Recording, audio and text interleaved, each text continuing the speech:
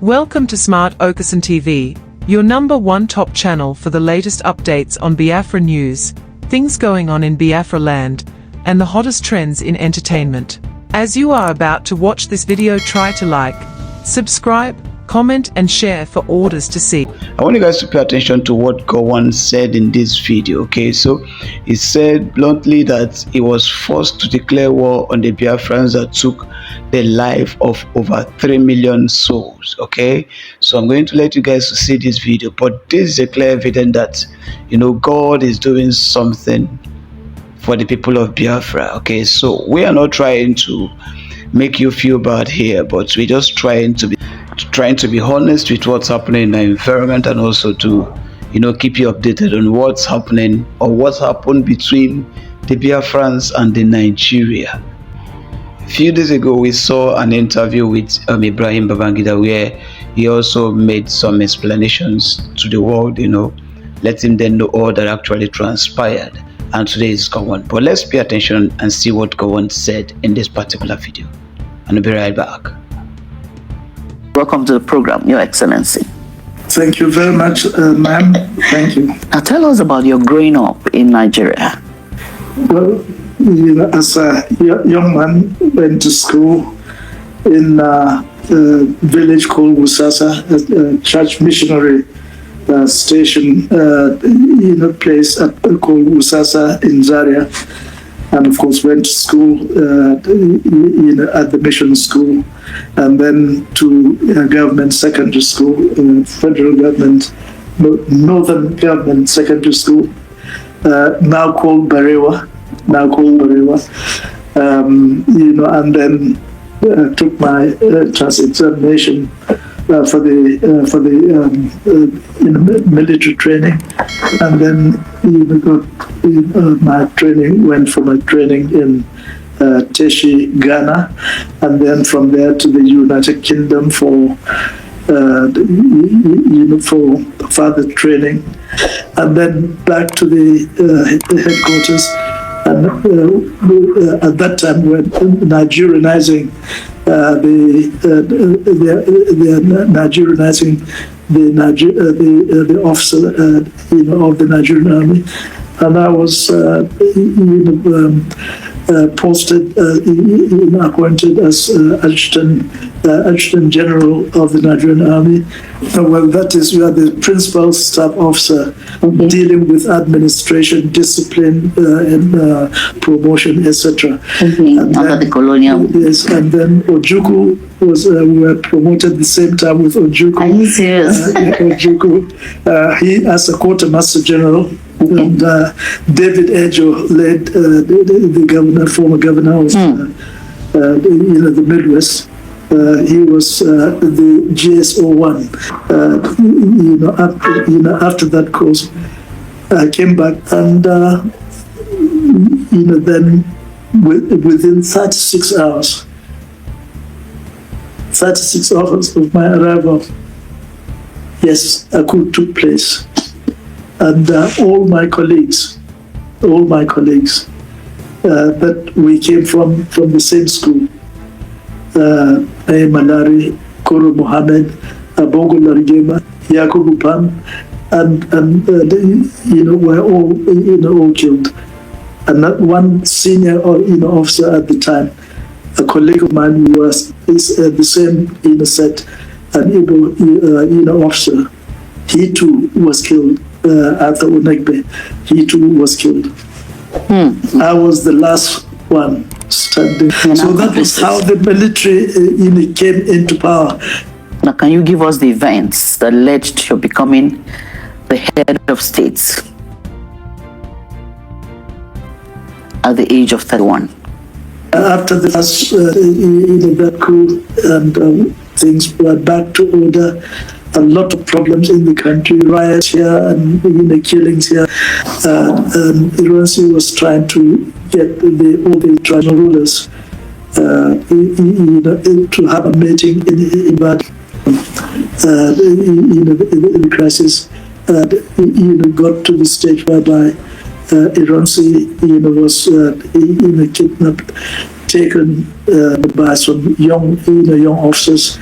And even though instruction was given that they should, he must be kept safe, and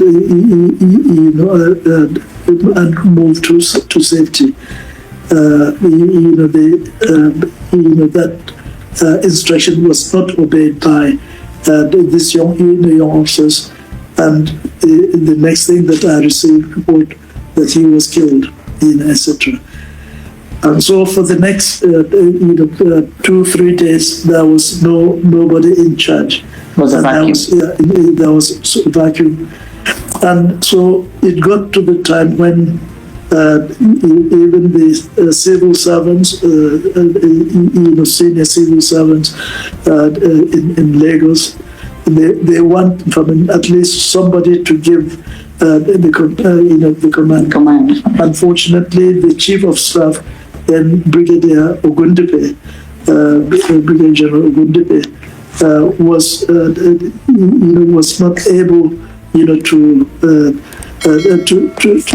take control, because I think he had organized some soldiers, to go and either discipline, what was happening in Ikeja. And unfortunately, as a result of that, all other officers refused to take his command.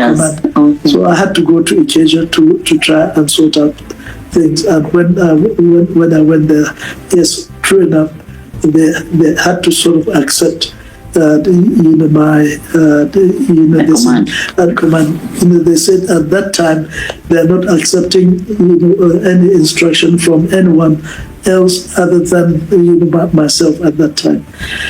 So, well, I was not honestly keen, and I remembered saying, well, if any of you junior ones want to do it, I want you can take it, but leave me. I want to sort of take charge of the army to restore the discipline, loyalty of the Nigerian army that I was in charge of as Adjutant General of the Nigerian army. I offered it to even the junior ones. However, on second thought later on, I said, I can now see. But then from the diplomatic corps also, they want at least anybody who can be listened to. Wow. So that is when it came to me. Now, the young officers said, no, they would not like anybody else other than myself. Wow. Other than myself. That was a lot of responsibility. So I said, well, it is not now. So when it got to the stage whereby, yes, if that is the case, if they've said that, I made known to the other senior officers that were in government together at the time, and of course, they said, well, look, I think the best thing that we should do is to accept something that can ensure that the military or the army is brought under control, and at least is loyal to whichever leadership that will come. So, that was, I think, at the time that I was being virtually asked, look, to take charge, take control, and I did. But when it became very clear to me that I was going to be the head of state, the fear that really came, on me, honestly, the fear that you have when you're about taking your school certificate, I don't know whether you remember. What sustained you when you were in power, when you took over power after the vacuum?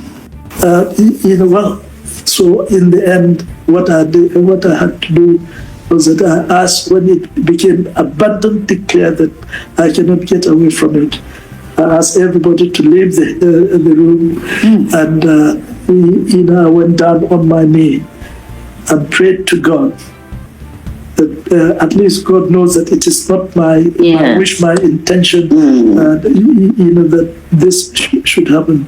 But right the way through, He has seen me through.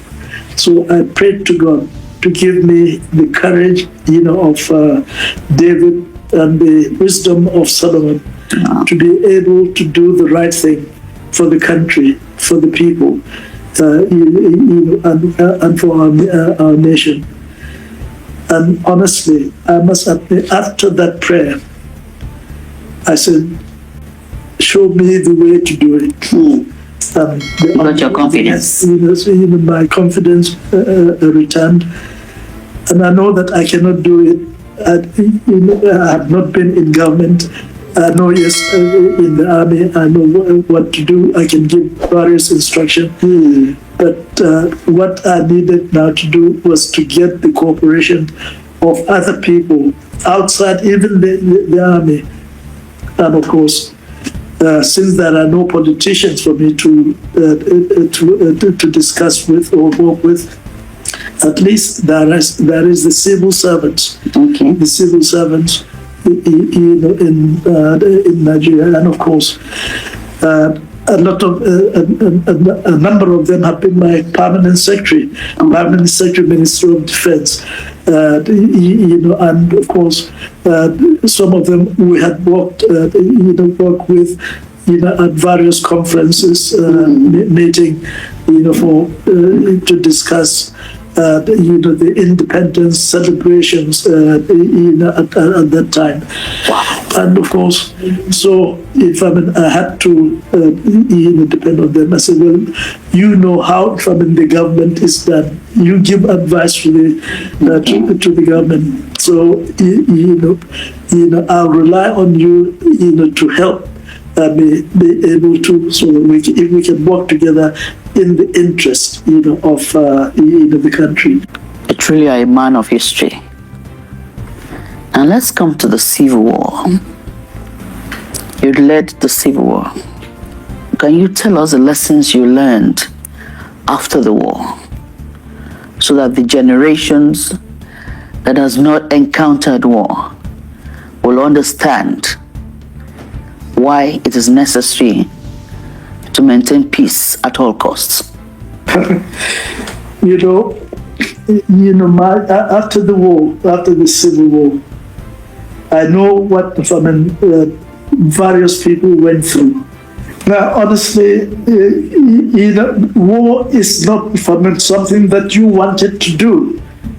I was only forced to do it, but not to fight the people, the old people, the pregnant women, children, etc. No, I think it was, I gave instruction to the soldiers. There is an instruction how they are to behave, to look after, to protect the people, the older people. Only those who take up arms against them. That was the thing. Now, when you hear the story that we killed 1 million or 2 million or 3 million people, no, not from the soldiers shooting people. It meant they have to go shooting the people right the way through. It is the people that became casualties were the people that Ojukwu and the Eastern government told to run away from these vandals, from these wicked people, from Gowon, the killer, etc. And of course, these people are running away, and as the area contracted because of our movement. And of course, I think most of people really died of either hunger, diseases, etc. Not really from the federal troops, shooting and killing people indiscriminately. It is only those who, took up arms, against. And at the end of the war, I said, and I prayed to God that Nigeria should never again go through experience, this sort of carnage. So do you think the Igbos have been rehabilitated, reintegrated, and reconciled to Nigeria properly? during the Civil War, a lot of the, before the Civil War, a lot of the Igbo people had to leave the country. But it is not the federal government that moved them out. It was a call from Ojukwu himself that all Easterners should leave. All Easterners should live from all parts of the country, and because he was thinking or planning for probably secession at the time, and so a lot of people left, had to leave because of that, of that call. Those that had to leave for fear of the crashes that was taking place, were very few. I understand that the chief, the Otumba Balogun had a neighbor next to him who who was staying next to him, Vice President Ekweme, and so he had to look after his house and even rented it for him, etc. And at the end of the Civil War, when I asked that we should adopt our 3 R's: reconciliation, rehabilitation, and reconstruction. But there is also another R, reintegration. Even though that can be included in the rehabilitation in a program, but reintegration. But how about we call it 3 R's? Now, I understand that what he did in fulfillment of that policy, which Ekweme returned to Lagos, and then his friend the Otumba said, well, here is your house. He has renovated it. He had rented it to people, so he gave him back his house and all the money, the rent that he had collected. Honestly, that was one of the greatest things that helped, to fulfill our program, our effort to try to bring the country together again, etc. So he played his part, as a Yoruba man, as from from the West, and as a Nigerian, that are called to do whatever we can in order to ensure that we're able to come back together again as a people and build a better nation. Now, that sort of thing also happened, I can assure you, in all parts of the country, in Kano, in Jos, in Zaria, in Kaduna, and in various parts of the country. A lot of the Igbo people left almost immediately as soon as the war was over.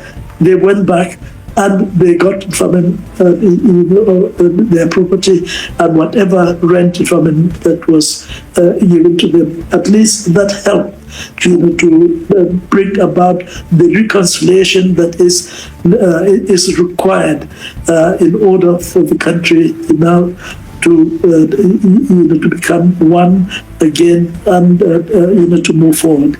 You are the initiator of the National Youth Service Corps. Do you think the objective for which it was set up has been met and sustained? Because there are also some schools of thought that are saying that it should be scrapped. What's your take, Your Excellency? Now, I can tell you this, that they are very, very happy with it, and the improvement in the scheme from the way when it started during our time, but what they have now, the youth corps have done to all the states, states and local governments throughout the country. The improvement that they've made and the reputation they've had from people, I can assure you, today the improvement of the youth corps service is so much that it is the youth corps themselves that are saying, yes, please let it continue. Let it continue, because it is giving us even new adventure. The whole idea was for the young people to know their country, Those who live in Lagos, send them to either Maiduguri or to Sokoto. Those from Sokoto, send them to Calabar or to Port Harcourt, so that they can learn how to swim. That really helped our young people to know themselves, and they will grow as knowing themselves as Nigerians, not just proud of their own particular area where they came from. So, I can assure you, that idea is a good idea, and to help the youth, and to me, anything that can do that, so that, because they would be the future of your country. Your Excellency, of all your legacies, which is the closest to your heart? I think, that I was able to keep the country together, Okay. and to ensure we had the opportunity to really move this country beyond what it is before return to democracy. But we had a economic plan that would have taken this country beyond. Honestly, we are at the stage of even beginning to industrialize. Yes. After the Civil War, the development plan we had, that was for reconstruction, to help the country. Although, so he has explained, okay, and now you know that most of the things that we've actually been hearing, maybe to you, it may be, a force. It may be false to you, and to some others also it may be true. But the very sincere truth about it is that there is something that these guys or these men have not said yet that would actually bring the world to the knowledge of what really transpired. Okay, because there is something they're actually trying to avoid, and they've not been saying because of the government or because of the law that would hold them for saying such a thing. But anyways, I want to say thank you so much for staying close. See you in the next video. Thanks for tuning in to Smart Okason TV show. Don't forget to like, comment, subscribe, and share to keep the intellect flowing.